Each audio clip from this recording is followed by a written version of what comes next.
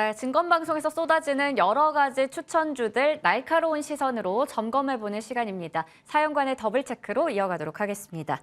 오늘도 교보증권 영업부 스마트 영업부 사연관 차장님과 함께합니다. 차장님 어서 오세요. 네, 안녕하세요. 네, 먼저 저희 어제 증권방송에서 언급됐던 여러 종목들 한번 추려봤습니다. 총 4가지 화면으로 확인해 보겠습니다. 먼저 머니투데이 방송의 추천주 M게임, 최근에 기관과 외국인의 연속적인 매수세가 눈에 띄고요. H증권방송에서 UTI 추천했습니다. 강화 유리의 기술력을 꼽아줬고, 그리고 H증권방송에서 하나투어 얘기를 했네요. 또 M증권방송에서 데브시스터즈까지 추천주로 언급이 됐습니다. 첫 번째는 H증권방송의 유망주였던 UTI인데요. 이 폴더블 폰의 핵심 부품이라고 볼 수 있는 강화 유리, UTG 관련해서는 국내 최고의 기술력을 장착하고 있다라는 부분에서 내년부터 본격적으로 여기서 매출이 나올 것이다 얘기했고요. 목표 주가를 33,000원으로 제시를 했습니다. 어떻게 보시는지요? 일단 의견 일치 쪽으로 좀 드리고 싶고요. 이쪽은 기술에 대해서 제가 한번 좀 다뤘었던 적이 있었던 종목이에요. 그래서 폴더블 폰의 핵심인 이제 UTG라고 합니다. 울트라 싱글레스인데 굉장히 얇은 유리를 폴리 이미드 쪽을 대체를 하는 거죠. 이런 부분들이 국내 최고의 기술력을 보유하고 있는 업체로 알려져 있고요. 디스플레이 글래스 쪽에서는 글로벌 1위를 하고 있는 코닝과도 일단은 전략적인 협업을 했다라는 말씀을 또 해주셨어요. 그러면서 내년부터는 말씀하신 대로 UTG 쪽의 매출이 본격화가 될 것이다 라고 말씀을 해주셨습니다. 조금 더 일단 짚어보면요. 대부분의 매출은 아직까지는 카메라의 윈도우 글라스 쪽에서 나오고 있어요. 이제 카메라 모듈 쪽이 워낙에 고가고 비싸고 좀 충격이 약하다 보니까 다들 휴대폰 보시면 뒷면이나 후면 쪽, 앞면 쪽에도 이 모듈 쪽을 감싸고 있는 유리 2층을 보고 계실 거예요. 그게 이제 카메라 윈도우라고 하고요. 일단 올해 스마트폰 글로벌 출하량을 보게 되면은 좀 안 좋습니다. 전년 대비했을 때 10% 이상이 출하량으로 감소할 것이다. 라고 업계에서는 전망을 하고 있어요. 근데 이걸 새로운 폼팩터인 폴더블 쪽으로 좁혀보면 어떻게 되느냐. 더 많이 팔릴 것이다 라고 전망을 하고 있고요. 2천만 대까지도 얘기가 나오는데 일단은 경기 둔화라던가 침체 우려 그리고 급격한 금리 인상으로 인한 이자 부담 이런 것들을 종합해 봤을 때는 그래도 1,000만 대 후반대 정도는 팔리지 않겠느냐라고 시장에서는 보고 있습니다. 폴더블 폰의 디스플레이 커버 윈도우 쪽이 이제 CPI라는 폴리 이미드 형태로 하나가 나뉘고요. 여기에서 또 하나가 이제 UTG라고 불리우는 기술로 나뉘게 돼요. 그런데 이제 주름이라던가 내구성 이런 면에서 폴리 이미드는 경쟁력을 잃어가고 있어요. 그렇다 보니까 CPI보다는 UTG 쪽을 채택할 확률이 더 높아지고 있다. 이런 것들이 이제 트렌드적인 추세로 가고 있다라고 여러분들은 생각을 하시면 될 것 같습니다. 삼성전자의 MX 사업부 쪽에서 사실상 UTG 내재화를 위해서 베트남 쪽에 생산 기지를 갖췄어요. 그런데 아직까지 양산이 제대로 되고 있다 이런 소식들은 안 들려오고 있는 것 같아요. 수율이라던가 이런 부분들을 잡는데 조금 더 시간이 필요하지 않겠느냐라는 관측이 나오고 있고요. 방식은 일단은 삼성전자 쪽에서 하는 방식은 도우인시스와 같이 하고 있는데 애초부터 30미크론 정도가 되는 유리를 받아와서 그걸 크기에 맞게 커팅만 딱딱딱 해서 사용을 하는 이런 방식이고요. 이제 올해에 아마 화두가 될 이런 방식들이 될 텐데요. 지금 애플과 이 UTI가 협업을 했다라고 알려져 있어요. 그래서 애플의 발상은 이겁니다. 굳이 우리가 애초부터 얇은 30미크론의 유리를 받아다가 이걸 써야 되나? 그런 생각들을 한 것 같아요. 그렇다 보니까 조금 더 두꺼운 유리를 받아와서 결국에는 폴더블은 가운데 접히는 하나의 직선만 이걸 해결을 해주면 되는 거거든요. 그렇다 보니까 그 굴곡, 접히는 부분만 커팅을 해서 얇게 만들어주고요. 거기에다가 폴리 이미드, 폴리머 소재를 덧붙여서 강도만 보완을 해주면은 결국에는 두꺼운 유리로도 충분히 가능하다. 그래서 이 두꺼운 유리를 그 부분만 얇게 깎아줄 수 있는 가공 기술을 가진 UTI와 협업을 하고 있는 상황이다라고 보시면 될 것 같습니다. 그래서 UTG를 가공하는 과정 중에서 유리 쪽이 두껍다 보면은 핸들링이 상대적으로 쉬워진다라는 장점이 분명히 있을 거고요. 얇게 깎여서 접히는 부분이 이제 보완해줄 수 있는 폴리머 소재의 개발이 관건이 될 것 같아요. 근데 이런 부분들을 기술적으로 거의 다 해결이 됐다라고 시장에는 조금 루머가 돌고 있는 그런 상황입니다. 동사가 또 미국 코닝 쪽 아까 잠깐 말씀을 드렸는데 작년 9월에 코닝이 360억 정도를 삼자 배정 유상 증자로 들어오면서 투자 협업이 들어왔죠. 그만큼 UTI의 기술력을 세계 1위 유리 글래스 쪽인 코닝 쪽에서 인정을 해줬다라는 부분들도 이 기업의 기술력을 입증을 해주고 있는 것 같고요. 일단은 공급해서 원장 유리의 후가공을 맡았어요. 그러면서 이 30미크론뿐만 아니라 굉장히 조금 더 두꺼운 영역대까지 100미크론대까지 가공이 가능하다라는 기술력을 보고 이런 코닝의 투자가 이루어진 게 아닌가라고 생각을 합니다. 그런 관점이 결국에는 향후에 추가적인 고객사들을 확보하는 데 있어서도 굉장히 중요한 이런 레퍼런스가 될 것 같고요. 코닝의 전 세계적인 지위를 바탕으로 해서 추가적인 수주도 충분히 가능할 것이다. 그래서 UTG의 본격적인 매출을 일단 올해는 기다려보자라고 말씀을 드리겠습니다. 네, 역시나 함께 또 긍정적인 의견 제시해 주시면서 의견 일치 얘기해 주셨습니다. UTI의 본격적인 매출 한번 기대해 보도록 하겠고요. 그렇다면 가격 전략을 어떻게 잡아보면 좋을까요? 네, 최근에도 좀 흐름이 지수 대비해서는 상대적으로 양호해요. 그래서 현재가 부근부터 한 22,000원 부근, 항상 지지를 받아왔던 35일선 부근이거든요. 22,000원까지 열어놓고 분할 매수 가능할 것 같고요. 저는 일단은 목표가는 조금 더 적게 잡아볼게요. 3만 원까지 잡아보고요. 만약에 여기가 돌파되는 시점에 정말로 애플 쪽에서 이런 제품의 출시설이 나온다라고 했을 때는 한 번 더 상향도 가능할 것 같습니다.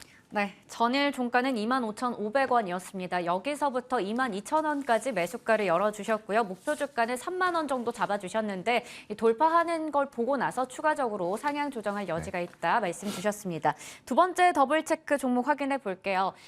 H증권방송에서 하나투어가 얘기가 나왔는데요. 앞서 제가 브리핑하기도 했습니다. 일본 쪽 여행이 굉장히 또 맞아요. 인기이기도 하고 패키지 여행, 뭐 동남아까지 근거리 여행지가 최근에 굉장히 인기입니다. 중국 쪽에서는 일단은 지금 여러 나라에서 중국발 관련해서 좀 방역을 강화를 하고 있다 이런 네. 뉴스가 나오고 있긴 하지만 일단은 어제 여행사들 뭐 항공사들 다 올라갔거든요. 어떻게 보시는지요?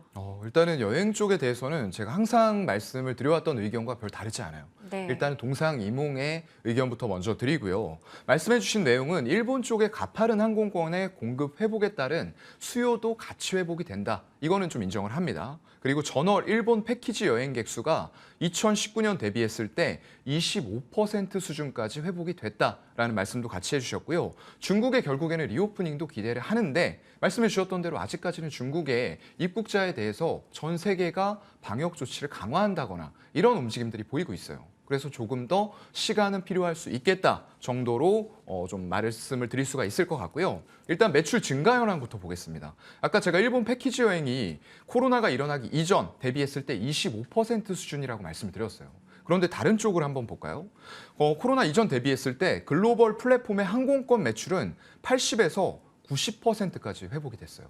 특히나 유럽이라던가 중동, 북미 이런 쪽들은 100%를 넘기고도 있습니다. 그만큼 더 매출이 가파르게 회복이 됐는데 이런 패키지라는 특성상의 여행에 대해서는 회복이 아직까지도 늦다라는 거예요. 네. 그리고 다른 쪽도 마찬가지예요.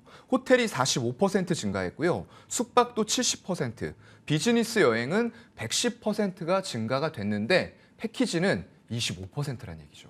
속도가 그만큼 늦고요. 이 추세 자체가 예전처럼 패키지 여행을 선호하느냐? 그렇지 않은 것 같아요. 그래서 이런 부분들은 조금 더 체크가 필요할 것 같고요. 신규 예약의 35% 이상이 일본향입니다. 일본이 굉장히 많이 가는 여행지로 선호를 받고 있었던 지역인데 중국 쪽 가기 전에 일단은 일본 쪽의 무비자가 양쪽 간에 열리다 보니까 일본에 대한 여행 수요가 굉장히 폭발적으로 증가가 되고 있는 그런 추세로 가고 있는 거고요. 국토교통부에서 말한 바에 따르면은 내년 1분기까지 코로나 이전에 있었던 일본 여행의 87% 수준까지 회복이 될 것이다 라고 얘기를 하고 있어요. 근데 과연 이런 것들에서도 이제 패키지가 얼만큼 회복이 되겠느냐 이런 부분은 좀 따져봐야 될 것 같고요. 매월 공급이 점진적으로 증가하는 상황은 맞습니다. 1분기 중 이게 1분기 중에서 월 단위로 봤을 때 일본 쪽만 한정지어서 보면은 손익분기점을 통과할 수도 있을 것 같아요. 근데 이제 제가 우려가 되는 부분은 항상 그거예요. 우리가 지금 고금리 상황이 여전히 유지가 되고 있고요. 미국 연준에서도 금리 내린다 얘기 없었습니다. 그럼 이번에도 올해에도 한 5% 초반까지를 점도표상에서 기준선으로 잡고 있어요. 그럼 추가적인 금리의 상향이 있을 텐데 이런 상황들에서 중산층단 이하에서 꾸준한 여행 수요가 보복 소비 이후에도 나올 수가 있겠느냐. 결국엔 이걸로 가게 되는 거죠. 가시던 분들은 꾸준히 가실 겁니다. 상위 계층 이상에서는 그런 어떤 금리라던가 이런 부분들 구애받지 않고 가실 거예요. 하지만 영끌이라던가 정말로 이자 부담이 커지고 생활비 자체가 굉장히 가처분 소득이 줄어드는 이런 환경 하에서 여행을 지속적으로 반복적으로 갈 수 있겠느냐는 거죠. 그래서 이런 부분들이 가장 우려가 되기 때문에 4분기 실적이 사실상 컨센서스를 하회할 전망이에요. 그만큼 패키지 쪽은 더욱더 회복 속도가 느리다라고 봐야 될 것 같고요. 어떤 애널리스트 분이 이런 얘기를 해주셨어요. 4분기에 예상 ASP, 평균 판매 단가죠. 이게 120만 원대로 약간 프리미엄 여행을 선호한다라고 하셨어요. 그런데 이건 보복 소비와 맞물려서 상위 계층의 평균 단가라고 보시면 될 것 같고요. 이게 점점 더 평균 판매 단가가 높아지는 여행을 마찬가지로 계속 갈 수 있겠느냐. 결론은 이거에 도달하게 됩니다. 제가 볼 때는 힘들 것 같고요. 그렇기 때문에 동상 이몽의 의견을 드리면서 일단 실제 12월 이후에 코로나 제로 정책을 중국에서 푼다라고 했는데도 불구하고 주가가 연속적으로 올라온 건 아니에요. 10일 올랐고 10일은 내렸습니다. 그만큼 이런 기대감들이 선반영된 이후에 불안정한 주가 흐름들을 보이고 있다라고 보시는 게 맞을 것 같아요.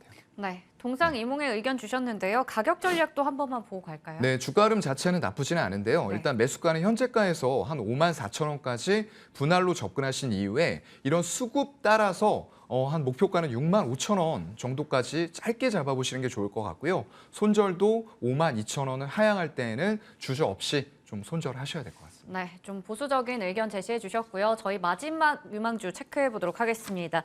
오늘 마지막 더블 체크 유망주는 M경제방송에서 데브시스터즈에 대한 이야기가 나왔는데요. 쿠키런 정말 또 오랜만에 듣는 것 같습니다. 여전히 이 킹덤 게임이 안정적인 매출 흐름을 나타내고 있다고 하고요. 최근에 또 중국 판호 모멘텀도 더해지고 있는 상황인데 어떻게 보세요?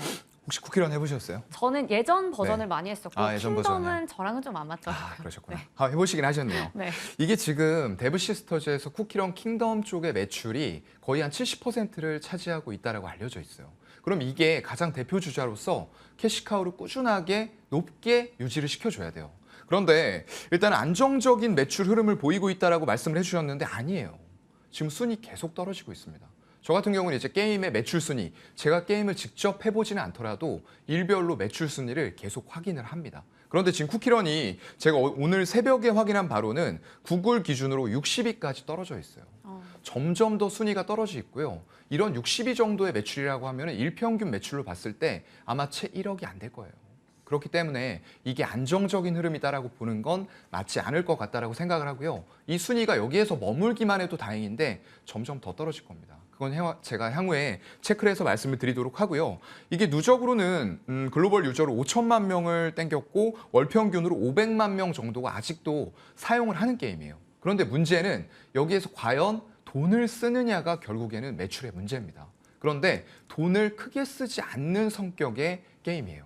그래서 이번에 이제 새롭게 나올 5분 스매시라고 있는데 시민은 통과를 했습니다. 그러면서 하반기에는 모바일 쪽으로 출시가 될 것 같고요. PC 플랫폼, 스팀 이런 쪽들로도 출시가 될 거예요.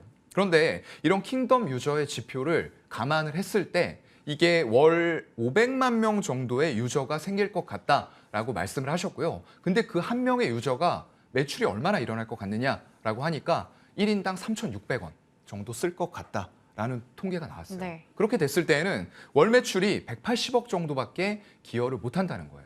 그래서 여러 가지 콜라보들 많이 했습니다. BTS와 할 때도 있었고요.